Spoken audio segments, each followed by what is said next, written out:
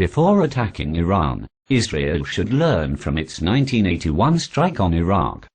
On June 7, 1981, 8 Israeli F-16 fighter jets, protected by 6 F-15 escorts, dropped 16 2,000-pound bombs on the nearly completed Osirak nuclear reactor at the Chawata complex in Iraq.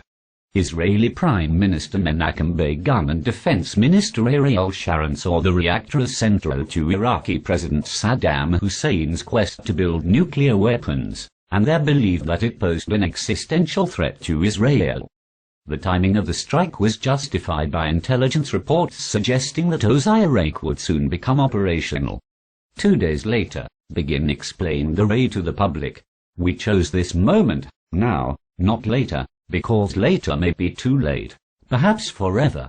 And if we stood by idly, 2, 3 years, at the most 4 years, and Saddam Hussein would have produced his 3, 4, 5 bombs. Another Holocaust would have happened in the history of the Jewish people." 3 decades later, eerily similar arguments can be heard regarding the threat of a nuclear-armed Iran. Last May, Israeli Prime Minister Benjamin Netanyahu told a joint session of the U.S. Congress that the hinge of history may soon turn, for the greatest danger of all could soon be upon us, a militant Islamic regime armed with nuclear weapons.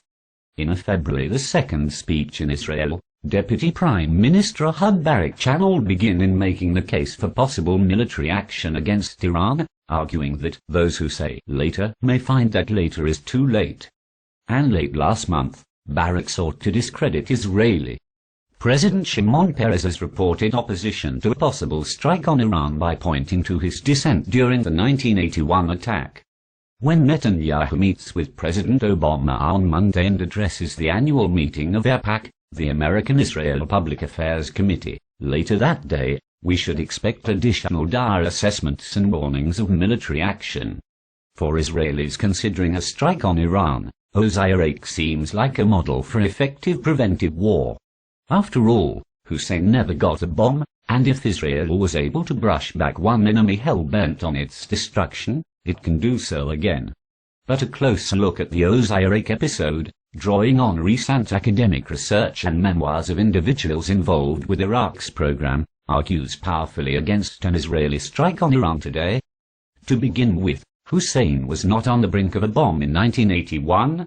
By the late 1970s, he thought Iraq should develop nuclear weapons at some point, and he hoped to use the Osirak reactor to further that goal. But new evidence suggests that Hussein had not decided to launch a full-fledged weapons program prior to the Israeli strike. According to Norwegian scholar Malfred Brorthagehammer, a leading authority on the Iraqi program, on the eve of the attack on Osirak, Iraq's pursuit of a nuclear weapons capability was both directionless and disorganized. Moreover, as Emory University political scientist Dan Ritter details in a 2005 study, the Osirak reactor was not well designed to efficiently produce weapons-grade plutonium. If Hussein had decided to use Osirak to develop nuclear weapons and Iraqi scientists somehow evaded detection, it would still have taken several years, perhaps well into the 1990s, to produce enough plutonium for a single bomb.